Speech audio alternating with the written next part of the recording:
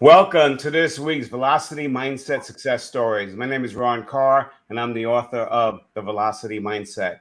I want to introduce our guests. Now, in 1975, our guest joined the Barry-Wehmiller company that only did $20 million at that time. As a trained CPA, Bob Chapman rose to the senior management ranks and became its CEO and chairman. After 100 acquisitions, Barry-Wehmiller today is a $3 billion capital equipment and engineering solutions firm.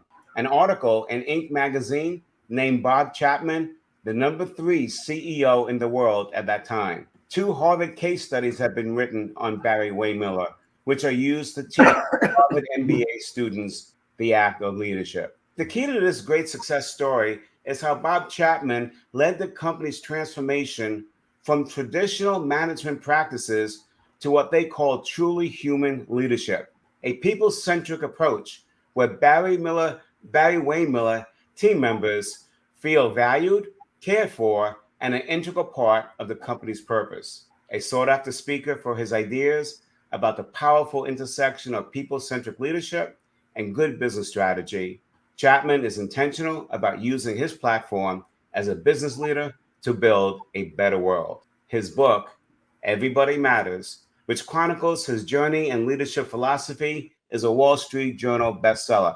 And the first thing I want to tell everybody watching and listening to this program, if you are in leadership role of any kind, anywhere, you must, and I mean must, buy his book, Everybody Matters. Bob and I were talking on the same platform at an event, a management event. I heard him speak and I read his book. And I have to tell you, everything he talks about is one of your keys, or many of your keys, in developing velocity in your life and in your business. So, Bob, welcome to the show. Ron, it's a pleasure to have a chance to share our passion for creating leaders in this world who care for the people they have the privilege of leading. Yeah, that's what I love about you. So, listen, let me ask you this first question. I heard you say that leadership and parenting is identical. Can you explain how that goes? Yeah, as I was developing deploying my leadership skills I learned in my MBA program at Michigan and undergraduate, and what I learned at Price Waterhouse, the same time Cynthia and I were raising 6 kids.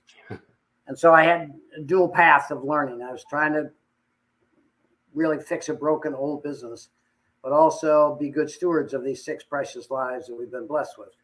And as I look back, clearly shaping truly human leadership, what I learned about parenting was more important than what I learned in business school about leadership. Because what is parenting? When you talk to our team members, they all take very seriously these precious lives that come into their families through birth, adoption, or second marriage, that we all take extremely seriously. Well, what is leadership? The stewardship of these precious lives of people who walk in our doors and around the world who simply want to know that they matter. So parenting and leadership is identical, and many of the things we now teach at our university came from the things I learned about trying to be a good parent. So I would say to you, Simon Sinek and I say all the time, parenting and leadership identical. It's caring for the people that you have the privilege of having in your life, whether at work or at home. There's somebody's precious child that's been placed in your care. Well stated. Now, in 1975, when you joined Barry-Wehmiller, you just mentioned, it was a broken company with old processes and it had to be, let's say, remade. Yeah.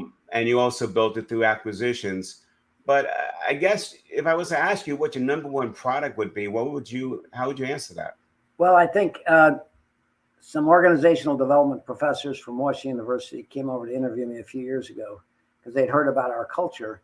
And after an hour-and-a-half interview, they looked at me and kind of amazement and said, "You're the first CEO we've ever talked to and interviewed that never talked about your product." Now, what popped out of me when they said that was, we've been talking about our product for the last hour and a half. It is our people. I will not leave this earth proud of the big capital equipment we build for great companies. I will leave this earth proud of the people who did that on our team. So our focus is our people, and our statement above our university is we build great people who do extraordinary things. So our focus is on the human side of business, and the outcome is good products, good services, good growth. So we talk about the same thing, but you actually built a $3 billion company using the same principles. How, when you came to Barry-Wehmiller in '75, how did you discover truly human leadership? I mean, it was all broken. You know, people weren't motivated. You had issues everywhere. Can you share how that journey started? Well, I actually started in '69. I came from 2 years at Price Waterhouse after graduate school. And my dad invited me to join the family company that he had bought into in the 50s. The Wehmiller and Barry families had started in 1885 and had been involved in the company and had exhausted their heritage and were ready to transition. And my dad invested $30,000 in the 1950s. Ended up borrowing some money to buy out the Wehmiller families in the 60s. So the company became the Chapman family company in the 1960s. But he was able, when he joined the company from 53 to 75, he was able to keep it alive, but it was still 100-year-old technology for the brewing industry with strong competition internationally. So I would say to you, it was alive, but barely. And so I pretty much deployed what I learned in my business school about organic growth and innovation and motivation. And I was, because the company was, in quotes, so tired at the time I joined it, pretty much near the end of its life cycle, it seemed like any idea I had was brilliant because it's, and seriously, it was fun because the company was so tired. But it was, again, 18 million, making a little bit of money, marginal financial performance. And then he died suddenly in 1975 after we'd worked together for 6 years. The interesting thing, my job title when he approached me at Price Waterhouse to join him was, he said, "I need somebody I can trust." So I joined the company, never having thought of being a part of the company, never really having any interest in the company. But my dad all of a sudden saw his son materialize in terms of passing the CPA exam, getting an MBA. So all of a sudden he saw this kind of unfocused kid doing well in the field he was in. So it created a great relationship with my dad, which I had not particularly had because we just hadn't much in common. So it was a fabulous last 6 years. He suddenly passed away of a heart attack. And I deployed the things I'd learned in business school about cutting costs, trying to improve cash flow, all those things. And I would say to you, it was 1997 where I had pretty much been successful with some ups and downs in that journey, but I'd been successful and I bought a company in South Carolina. I flew down to be there the first day. It was about a $55 million company. So important acquisition. I walk into, it was March of 97. I walked into the lunchroom to have a cup of coffee as the office was opening. Nobody knew me. I didn't know them. So they just kind of ignored me. And I was just watching people. And it was March, so everybody was betting on March Madness in the pools. And they were having fun. You could just see the fun talking about which teams won, which teams they thought were going to be in the Final Four. And the closer it got to 8 o'clock, you could just see the fun go out of their body when they went to work. So my first revelation was that day when in hindsight, when I said to myself, why can't business be fun? Why do we call it work? And I started deploying some ideas on aligning value creation, fun, and games. And I just wanted people to have fun. What would happen is revenue went up dramatically, but joy went up by 1,000%. That was the first revelation. The second was we were in church a few years later. My mentor was director of our church. And one day I got up from the service and I looked at Cynthia and I said, Ed, our rector has only got us for 1 hour a week. We have people in our care for 40 hours a week. We are 40 times more powerful than the church to influence people's lives in our span of care. As I walked out of that church, I went to the next step and I said, oh my God, business could be the most powerful force for good in the world if we simply cared about the people we had the privilege of leading. That was the second revelation. The third occurred a couple of years later, again, at a wedding in Aspen. A friend of mine was walking his daughter down the aisle, and typical, wonderful, nice service. And as my friend got his daughter to the altar, he said, her mother and I give our daughter to be wed to this young man. And he sat down next to his bride, his wife. And all of a sudden I said to myself, we're all in awe of this precious young man and young lady getting married. But all 12,000 people that work for us in the world are just like them. There's somebody's precious son or daughter that's been placed in our care. And the way we treat them will have a profound effect on their life. And that day, the most significant, the culmination of these three transformative revelations, that day was the biggest turn, because in hindsight, I always looked at the people in our organization as there for my success. I need an engineer, I need an accountant, I need a receptionist, etc. And that day I realized they're not functions.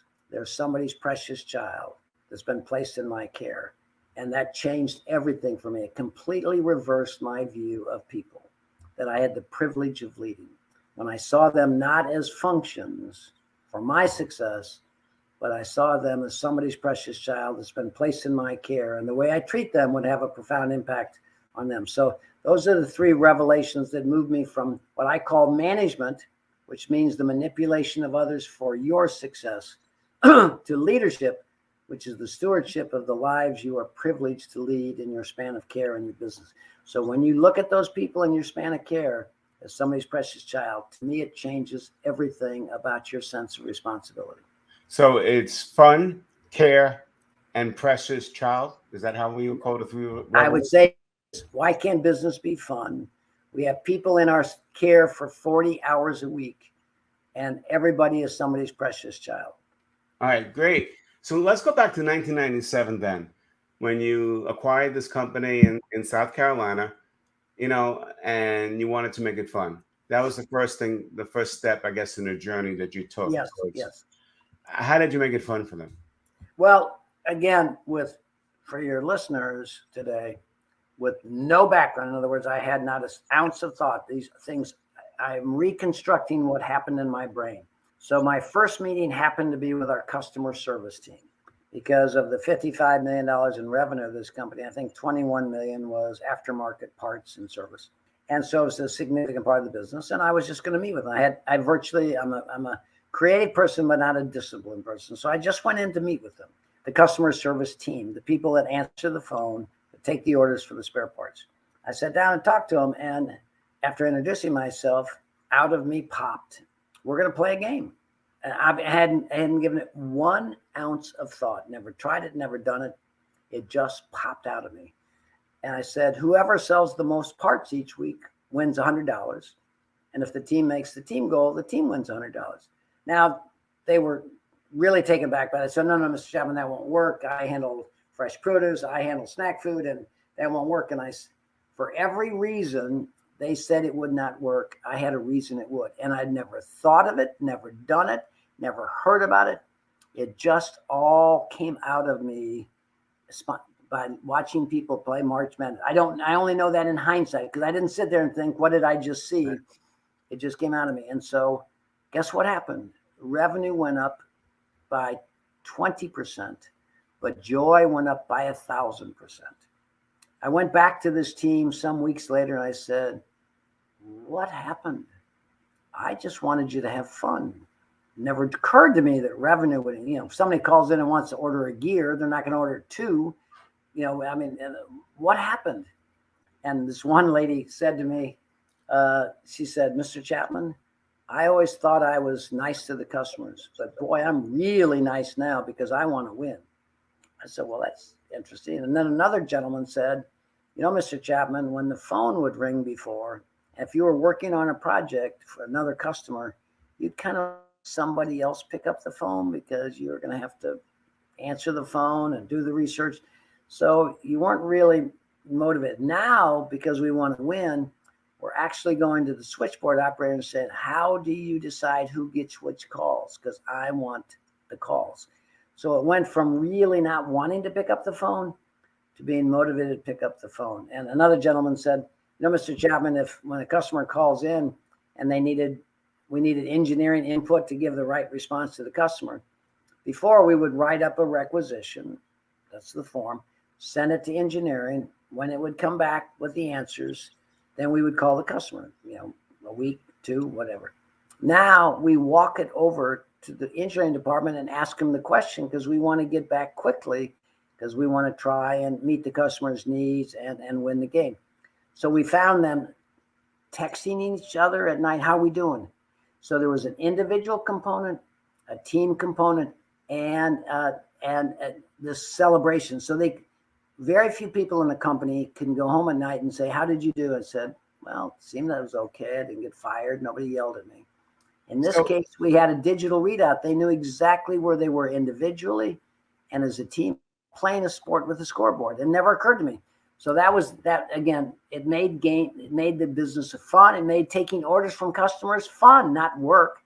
So anyway, that was the first revelation. So would you say in the yes/no answer that this even worked for some of your harder core audiences, meaning let's say union workers or factory absolutely. workers? It works around. We've now done it around the world. It works workers' councils in Europe, and it's a universal truth. People love having fun. So how did you scale it up? How did we scale it up? Yeah. Well, we sat down and listened to people tell us. I mean, I went into another division because I said, holy cow, what have we found here? So I went to another division in Akron, Ohio, and I said, and the team came back to me and said, Bob, the team has heard about that. They don't want to do it because you need to listen to them. So I flew up to Akron and I sat down with the team. I said, what's going on? I said, look, Mr. Chapman, we're a team. You're going to pit us against each other. If I'm sitting there working on something and somebody else is answering the phone, that's not going to be fair. It's not fair, Mr. Chapman. You're going to turn us against each other. And I said, because I had seen what it does, I said, I'm not here to do a survey. I'm here to tell you, you're going to do it and you're going to have fun. Guess what? Because I'm CEO and chairman, they did it. And guess what? They had a ball. The very lady that was so upset with me came back and said, you see how well I'm doing now? Because remember, before we did this, people walked in, sat down, answered the phone, got back to the customer, answered the phone, got back to the customer. There was no motivation. I mean, if you went home at night, you'd say, how'd you do? And you'd say, well, fine. Right. A couple of people upset with me. Now they could see their score. They could see how they're doing. And what we found is they engaged their family because now that they'd win $100, and get recognition. It was a combination of the $100 and the recognition because before we didn't track how much each person entered. It was just total orders and nobody really knew their individual. And so we got better customer service because people got back quicker. People felt rewarded because they now realized how much revenue they had generated. And they enjoyed competing because there was a team component. Because if somebody did well, the team is going to win. And we'd have people texting each other on Friday night. What if somebody comes in Saturday and we could get a couple of texts and we could win the game? And so it just became a game, just like March Madness was. Right. Stimulated by March Madness. So winning, we align value creation to fun. So when you did this, you made a point that you started recognizing people also, which wasn't done before. And I always say that recognizing people for their efforts is important. You need to celebrate that. But you also just said something really important that I know I read it in your book, the families got involved. So if they won and they were recognized for it, now they're going home in a really good mood, all pumped up about their value, and they're probably becoming a better parent or spouse at that moment. Would you agree? Yeah, with because when people have fun, when it goes from work to fun, it affects your stress level. It affects your sense of purpose. I always say it's our responsibility as leaders to send everybody home knowing that who they are and what they do matters. Okay. Yep. In this case, it was particularly easy because what popped out of me that day was the individual and team component. Sure. We actually had a lady in Baltimore that was pretty. We had a game. If you did more than $10,000 in a day, you got an extra $10, whatever it was. I think again, this one lady was struggling to get to 10,000 a day. Maybe it was, I think it was 100,000 a day. She'd come up at 80,000, 75,000, and she felt bad because the team was doing well and she was doing well, but she wasn't hitting that little bogey of, if you do 100,000 a day, you get an extra $10, whatever it is. One day, one of the team members saw she was at like 80,000. He had a $21,000 order in his hand. He walked over and he said, "Would you like to enter this so you could get 100,000?" And she cried. Okay. Wow. The sense of a team playing their position well, recognizing one of the most important things we do as leaders is recognize people in appropriate, timely, thoughtful ways. Not a note on their birthday, not an anniversary of 25 years of service, but the little things that they do. And that is the skill we teach in our university. The three things we teach are empathetic listening. That is the greatest of all leadership skills, followed by how do you let people know they matter? We call it recognition and celebration, catching people things doing right. And that's a skill. It's a teachable skill to do it in a way that really touches people. And quite often in our recognition events, we surprise the recipient of the recognition and get their family there behind the screen. So when Mayor Bill are asked to come forward to get their recognition, their family is there to see them appreciate for it. And it becomes a very emotional event for everybody. Yeah, I was at we held our Chief Revenue Officer mastermind group that I facilitated in the headquarters of a California Pizza Kitchen. We were invited by the CEO, GJ Hart, and he pulled me out to watch exactly one of those recognition events for one of the employees with the family there. And what a huge impact that had. We only have a few minutes left. So let me just ask you a couple of quick questions for all those doubting Thomases. Yes. So that fun factor is what you started with in 1997. What year did you stumble upon the CARE revelation? What year did I stumble upon the what? The CARE revelation. Oh, the CARE.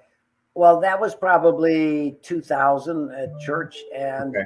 When you think of the issues we face in the world today, even though prior to the pandemic we had the lowest employment in 50 years, we had a booming stock market prior to the pandemic, but we had the highest level of anxiety and depression we've ever had. Why? We had peace and prosperity. People had good jobs, good paying jobs. They could change jobs and improve their income.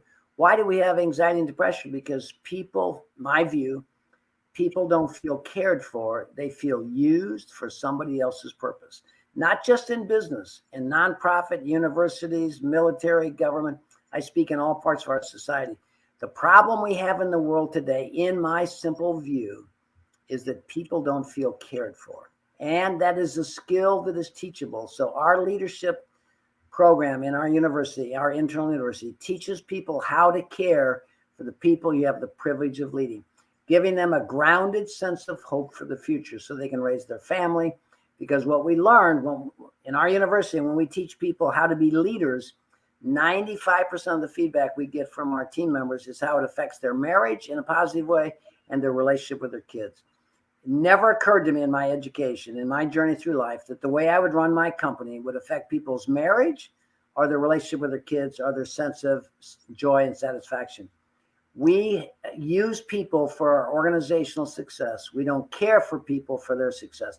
Until we change that, the issues we face in our society with our kids, with family, divorce, and all these other issues won't go away because people don't feel cared for. They feel used. And we in business can start, be the example.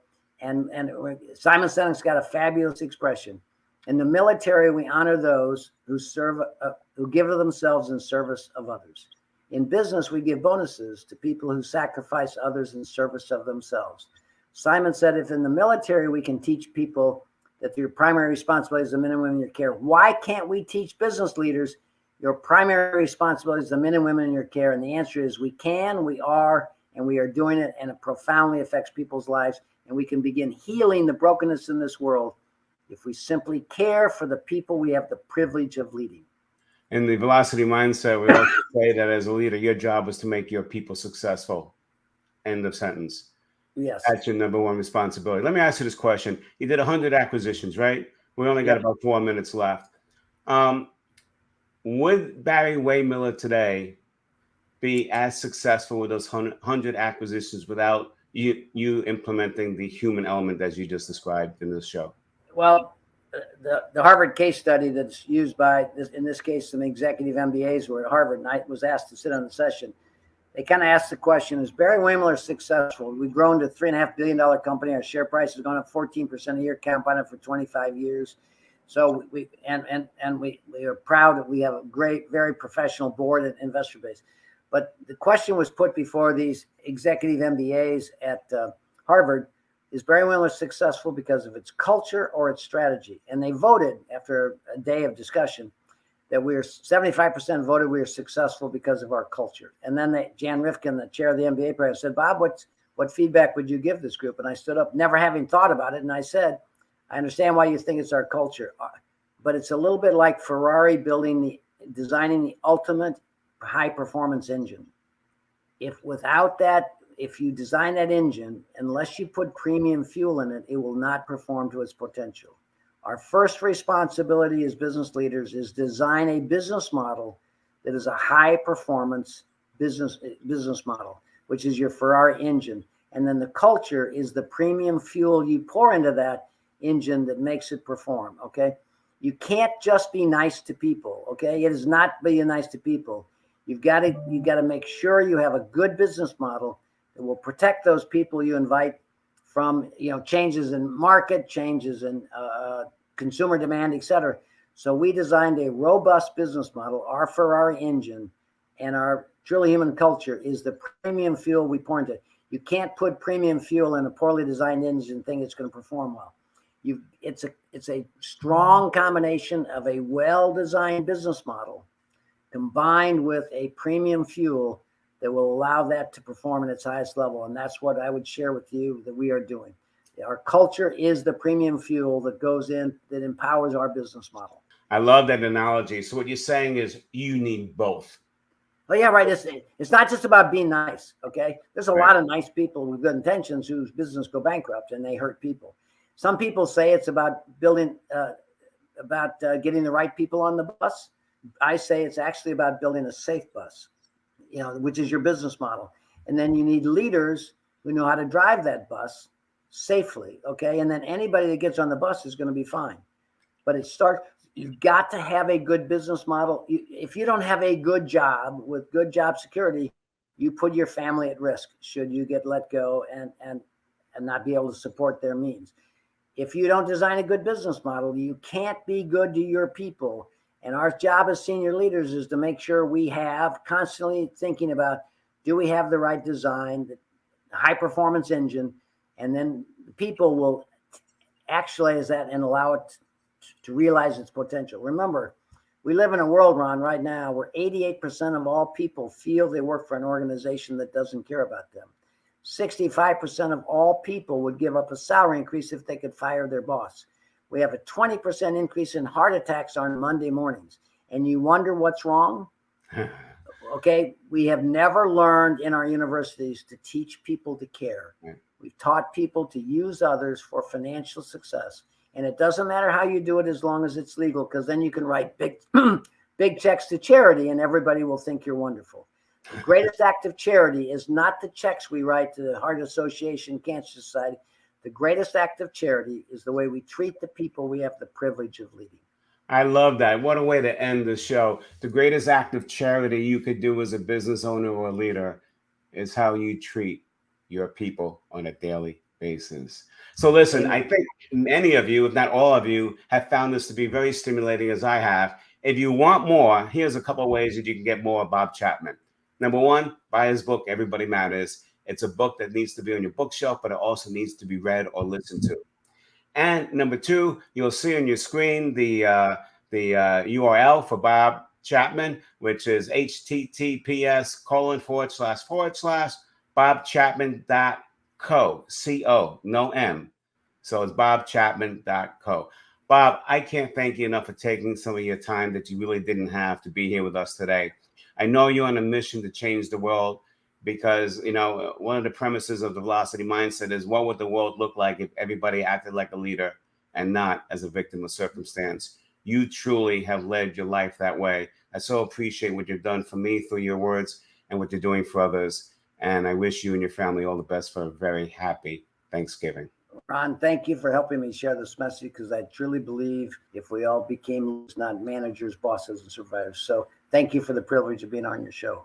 Thank you. And to all of you listening again, we wish you and your families a very heartfelt Thanksgiving message. Please be good to others, and we'll see you again next week with the incredible Scott McCain.